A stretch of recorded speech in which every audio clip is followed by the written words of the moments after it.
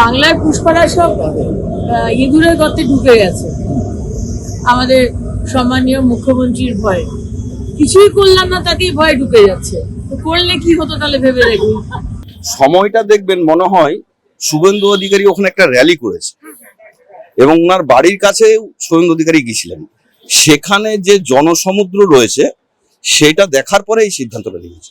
আগে যেমন উল্টো দিয়ে কনফিডেন্স ছিল, এখন মানে তার উল্টো দিয়ে কনফিডেন্স যে আমি হেরে যাবো। আগে যেমন জেতার কনফিডেন্স ছিল, এখন হেরে যাওয়ার কনফিডেন্স রয়েছে। তাই জন্যই আগে থেকে মানে উইথড্র করে নিলেন। সাধারণ মানুষের মনোবল তো রাস্তায় দেখতে পাচ্ছেন। এটা সাধারণ টিএমসি সমর্থকদের মনোবলটা ভেঙে যাবে। সাধারণ মানুষ বলবেন না, সাধারণ মানুষ তো রাস্তায় নেমে গেছে ফলতায়।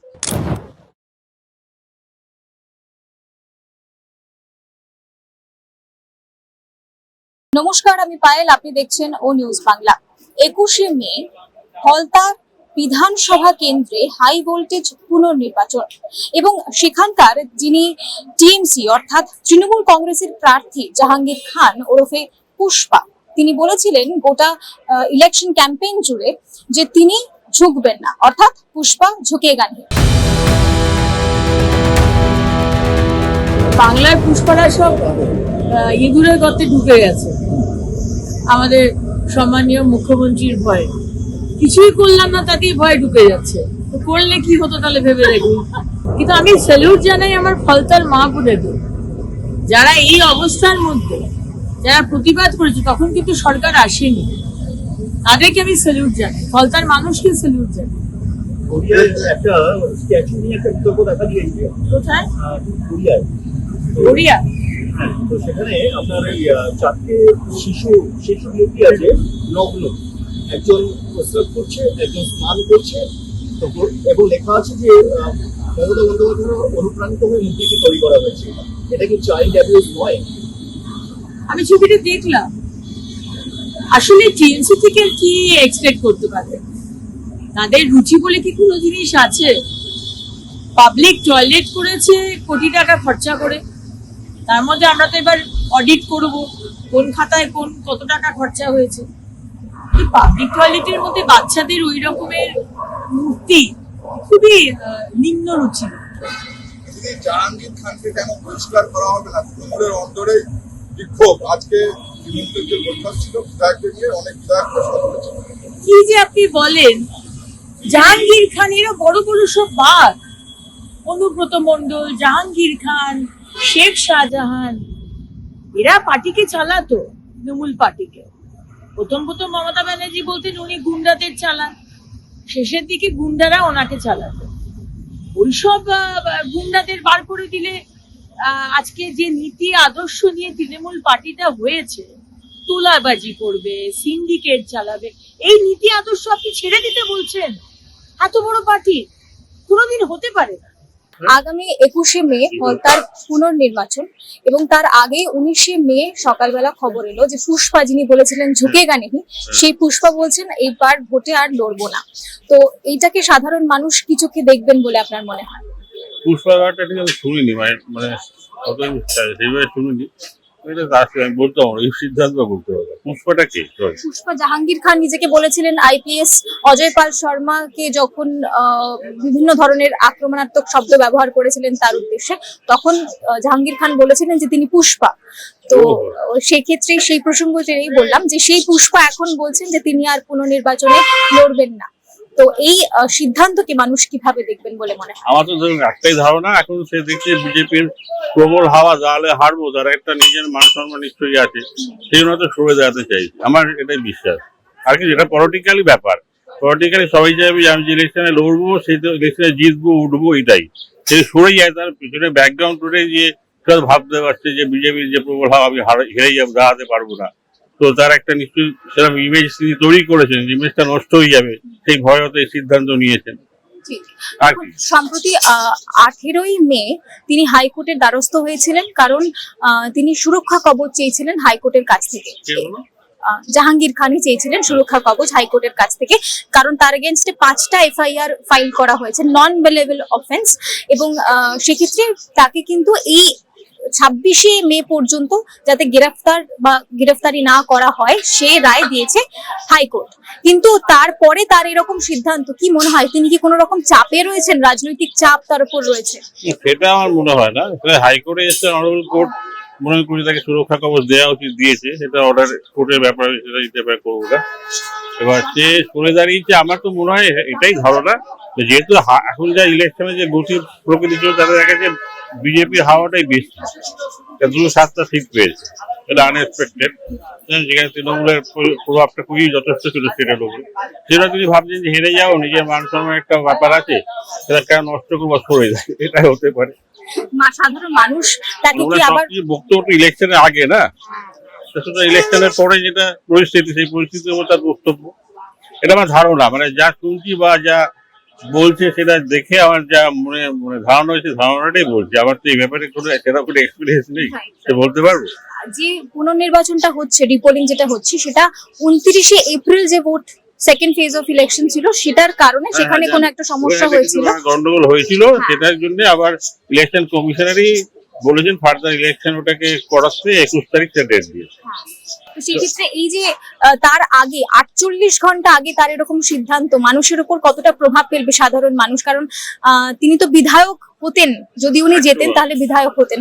মানুষ কি তার উপর তাহলে আর ভরসা পাচ্ছেন বা পাবেন বলে মনে হয়? মানুষের অভরসা হতো, তার কোনো অসুবিধা হচ্ছে না, সে কিছু হারাচ্ছেও না, কিন্তু তার কোনো সিদ্ধান্ত মানে মানুষের উপরে, মানুষের সিদ্ধান্তে কোনো এখানে সেইভাবে আসছে না, কারণ মানুষ সেটা নিয়ে ভাবে না। মানুষ যেটা ভাবতে পারে যে হয়তো সেই ইলেকশনটাকে অ্যাভয়েড করতে চাইছে, তার বিশ্বাস ছিল জিতবে, তখন তৃণমূলের প্রবল হাওয়া ছিল বেরিয়ে যাবে, আর এখন দেখতে জিততে পারবো না, হেরে যাবো, তাহলে সেই জন্য ভাবছি যে সরে যাবে ভালো, নিজের মান সম্মানের প্রতি একটা সুবিচার করার জন্য সিদ্ধান্ত নিয়েছে আমার মনে হয়।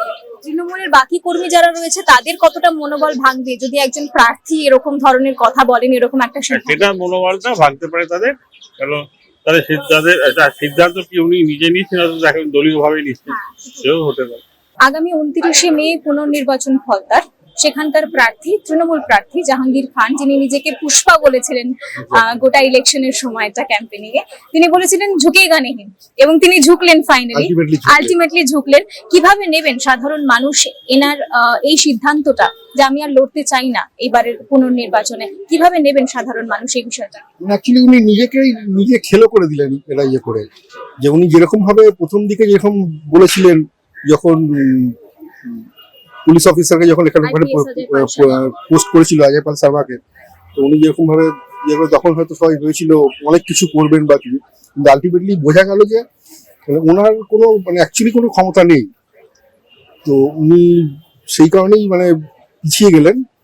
আর আগামী বিগত যে সমস্ত ভোট হয়ে এসছে ওখানে, তো মানুষ তো সেভাবে ভোট দিতে পারেনি ওখানে। তো এখন আমার মত অনুযায়ী এখন মানুষ দিতে পারবে, বুঝতে পারবে, তো মানুষ খুশি এখনকার। এবং সেই হাওয়া বদল হচ্ছে, সেই হাওয়া ওখানে পৌঁছাচ্ছে ভেবেই কি তাহলে তিনি নিজেকে সারেন্ডার করে দিলেন? অবভিয়াসলি তাই। সে তো বুঝতে পারছি যে আগামী সিচুয়েশন তার জন্য ঠিক না, সে হয়তো ভোটে লড়লেও জিততে পারবে না, সেটা সে আগে যেমন উল্টো দিয়ে কনফিডেন্স ছিল, এখন তার উল্টো দিয়ে কনফিডেন্স যে আমি হেরে যাবো। আগে যেমন জেতার কনফিডেন্স ছিল, এখন হেরে যাওয়ার কনফিডেন্স নেই, তাই জন্যই আগে থেকে উইথড্র করে নিলেন। আমাদের রাজ্যে পরিবর্তনের পাশাপাশি কতটা ডিসিপ্লিন আসছে বলে আমার মনে হয়, আপনার মনে হয়? তার কারণ আমরা এই মুহূর্তে যে হাইকোর্ট চত্বরে দাঁড়িয়ে রয়েছি, 18ই মে এই জাহাঙ্গীর খানই এসে হাইকোর্টে আপিল করেছিলেন যে তার এগেইনস্টে যে 5টা কেসের নোটিশ রয়েছে, সেই নোটিশে যেন তাকে এই সময়টা গ্রেপ্তার না করা হয়, এবং তার মধ্যে থেকে তিনি স্বস্তিও পেয়েছিলেন। রায় দিয়েছিল হাইকোর্ট যে তাকে এর মধ্যে গ্রেপ্তার করা হবে না, করা হয়নি সেটা। তার ঠিক 24 ঘন্টার মধ্যে তিনি সিদ্ধান্ত নিলেন যে আমি আর লড়বো না। তাহলে সমাজ কি কোথাও একটা গিয়ে একটা ডিসিপ্লিন জায়গায় এগোচ্ছে, যে যারা ন্যায় করেছে তাদের সঙ্গে ভালো হবে এবং যারা অন্যায় করেছে তাদের শাস্তি? একদম যেরকম ভাবে আগামী দিনগুলো আমরা দেখতে পাচ্ছি এরকম ভাবে এগোচ্ছে, তো অবভিয়াসলি একটা ডিসিপ্লিন ওয়েতেই সবকিছু হতে হবে। ইভেন আমাদের মুখ্যমন্ত্রী এখনকার যে মুখ্যমন্ত্রী আছে, যেভাবে এক একটা প্রত্যেকটা স্টেপ নিচ্ছে, আর এত ইনস্ট্যান্ট স্টেপ এত তাড়াতাড়ি, এটা তো অ্যাজ এ জেনারেল পাবলিক তো আমার মনে হয় আগামী দিনগুলো ঠিকঠাকই হবে, মানে প্রপার ডিসিপ্লিন ওয়েতে হবে সবকিছু। জাহাঙ্গীর খানের এই সিদ্ধান্তে যারা টিএমসি কর্মীরা রয়েছেন তাদের কতটা মনোবল ভাঙবে? হয়তো হ্যাঁ, টিএমসি কর্মীদের হয়তো মনোবল ভাঙতে পারে, কারণ টিএমসি কর্মীরা তো ডিপেন্ড করেছিল তার লিডারের উপর। এবার লিডার যদি বসে যায় তো অবভিয়াসলি তার সাথে যারা থাকে, অ্যাজ এ লিডার মানে কি, লিডার সবাইকে নিয়ে চলবে। এবার লিডারই যদি বসে যায়, বাকিদের তো মনোবল অটোমেটিক্যালি ভাঙবে, এটা তো স্বাভাবিক। 21শে মে পুনর্নির্বাচন ফলতায় এবং 19শে মে যিনি ওখানকার প্রার্থী, টিএমসি প্রার্থী জাহাঙ্গীর খান, যিনি নিজেকে পুষ্পা বলেছিলেন, তিনি বলেছেন যে আমি আর ভোটে লড়বো না, সারেন্ডার করলেন। তাহলে এর প্রভাবে সাধারণ মানুষের কতটা মন ভাঙবে এবং টিএমসি কর্মীদের কতটা? দেখুন, খুব সম্ভবত ভোটে লড়বে না বলেছে, আজকে বলেছে বোধহয়। 19শে মে এবং সময়টা দেখবেন মনে হয় শুভেন্দু অধিকারী ওখানে একটা র্যালি করেছে এবং ওনার বাড়ির কাছে শুভেন্দু অধিকারী গিয়েছিলেন। সেখানে যে জনসমুদ্র রয়েছে সেটা দেখার পরে এই সিদ্ধান্তটা নিয়েছে। মানে ভয় পেয়ে গেছেন? না, ভয়ের ব্যাপার না, উনি তো বুঝতে পেরেছেন যে সারা ফলতা নেমেছে, এরা তো কোনো সাধারণ মানুষ। আজকে সাধারণ মানুষ সারা ফলতা নেমে গেছে এই শুভেন্দু অধিকারীর মিছিলে। তো উনি বুঝতে পেরেছেন হয়তো আমি হেরে যাব, এবং সেই হারের মার্জিনটা ঐতিহাসিক হতে পারে, সেই জন্যই হয়তো উনি ওয়াকওভার দিয়েছেন বা ছেড়ে দিয়েছেন, বা উপরের সিনিয়র নেতৃত্বের সঙ্গে হয়তো উনি কোনো সাপোর্ট পাচ্ছেন না, বা দলের কর্মী তাদের থেকে সাপোর্ট পাচ্ছেন না।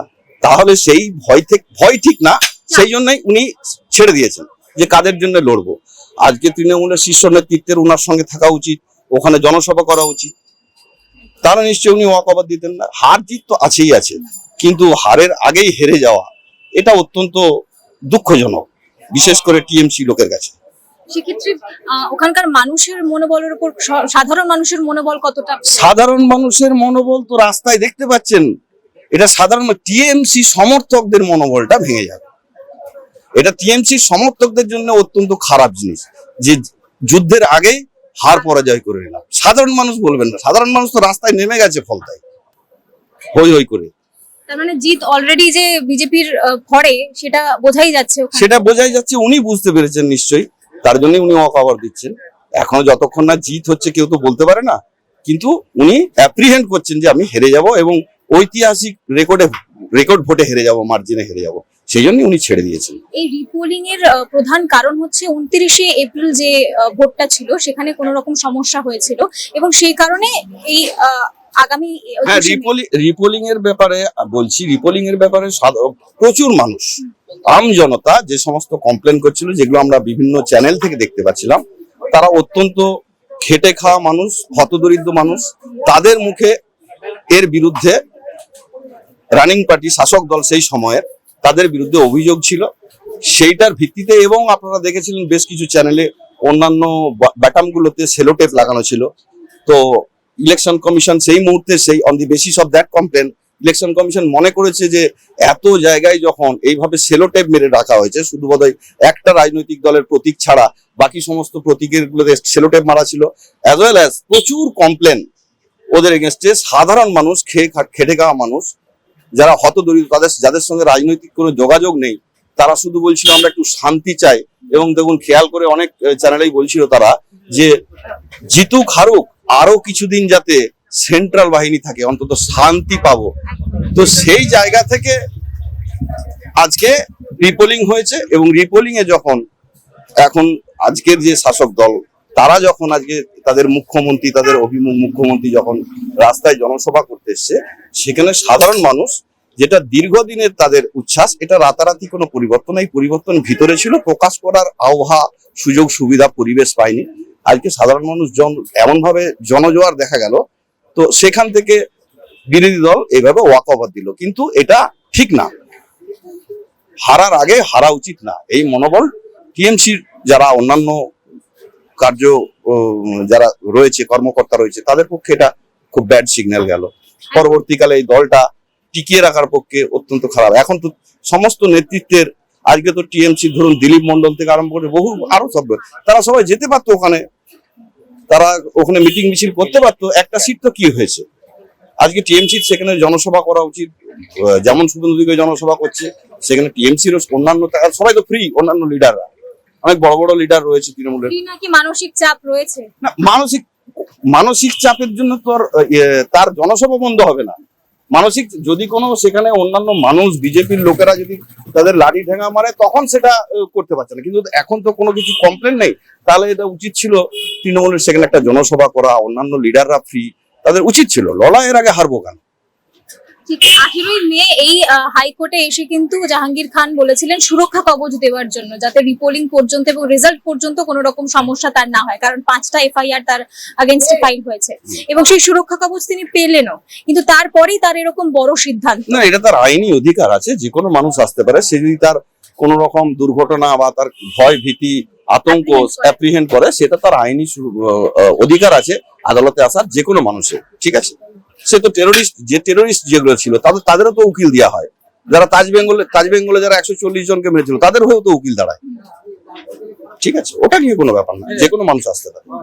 গত 29শে এপ্রিল যে ফলতার কেন্দ্রে যে কারচুপি হয়েছিল বা কারচুপির অভিযোগ উঠেছিল, তার উপর ভিত্তি করে আগামী 21শে মে পুনর্নির্বাচন ফলতায়, এবং এই পুনর্নির্বাচনের দিকে সকলের নজর রয়েছে বিশেষত ভাবে। তার কারণ সম্প্রতি জাহাঙ্গীর খান অর্থাৎ সেখানকার ফলতার টিএমসি যিনি প্রার্থী, তিনি বলেছেন যে তিনি আর লড়তে চান না। এবার দেখার যে সেখানকার ফলাফল কি হয়, সাধারণ মানুষ কাকে বেছে নেন, এবং তার পাশাপাশি নজর থাকবে আমাদেরও। আপাতত এই পর্যন্তই। অন্যান্য সব খবরের জন্য চোখ রাখুন ও নিউজ বাংলায়। ভিডিও জার্নালিস্ট দ্যুতিমানের সঙ্গে আমি পায়েল, ও নিউজ বাংলা। নমস্কার।